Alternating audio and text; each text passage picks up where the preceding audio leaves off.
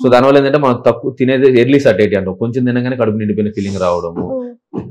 Second ఏంటంటే అది black అయిపోయిందంటే ఇప్పుడు ఉదయం తిన్న ఫుడ్ నెక్స్ట్ డే మార్నింగ్ కి వామిటింగ్ చేసే అవకాశం కూడా ఉండొచ్చు. ఓకే, దాన్ని స్టేసిస్ వామిటింగ్ అంటారు. ఇలా ఉంది అంటే మనం ఫస్ట్ ఎండోస్కోపీ చేయించుకోవాలి. ఓకే, ఎండోస్కోపీ చేసి మనం క్యాన్సర్ ఉందా, గడ్డ ఏమైనా ఉందా లేదా, ఉంటే ఎక్కడ ఉంది, ఎంత ఏరియా వరకు స్ప్రెడ్ అయ్యి ఉంది అని చెప్పి దాని నుంచి ఒక చిన్న ముక్క టెస్ట్ తీసుకుంటాం, బయాప్సీ అనేది ప్రూఫ్ చేయడానికి అన్నట్లు క్యాన్సర్ ఉందా లేదా. ఒకవేళ అది వచ్చిన తర్వాత నెక్స్ట్ స్టెప్ ఏంటంటే మనం హోల్ బాడీకి స్కాన్ చేస్తాం, సిటీ స్కాన్ లాగా.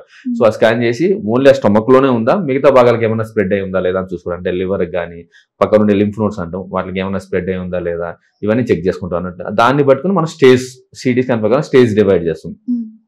కొంతమందికి అంటే ఎర్లీగా ఉందంటే డైరెక్ట్ సర్జరీకి వెళ్ళిపోతాం. సర్జరీకి వెళ్ళిపోయి ఎక్కడైతే క్యాన్సర్ ఉందో దానికి ఒక 5 సెంటీమీటర్లు అటు ఇటు మనం డివైడ్ చేస్తాం అన్నట్లు. అంటే మన కంటికి కనిపించేది కాకుండా పక్క కూడా స్ప్రెడ్ అయ్యే అవకాశం ఉండొచ్చు అన్నట్లు. దాంతో పాటు పక్క ఉండే లింఫ్ నోడ్స్ అంటాం అన్నట్లు. ఓకే, ఆ లింఫ్ నోడ్స్ అనేది కూడా మొత్తం తీసేస్తాం అన్నట్లు. మినిమం 16 వరకు తీస్తాం అన్నట్లు. అవి తీసి మొత్తం మనం పంపిస్తాం. అది మనకి ఫైనల్ బయాప్సీ అన్నట్లు. దాంట్లో ఎగ్జాక్ట్ స్టేజ్ తెలుస్తుంది మనకి. దాని ప్రకారం మన తర్వాత ఆపరేషన్ అయిపోయిన తర్వాత కూడా మళ్ళీ కీమోథెరపీ ఇవ్వాలనా లేదా అనేది మనం పంపించిన దాన్ని బట్టి డిపెండ్ అవుతుంది అన్నట్లు.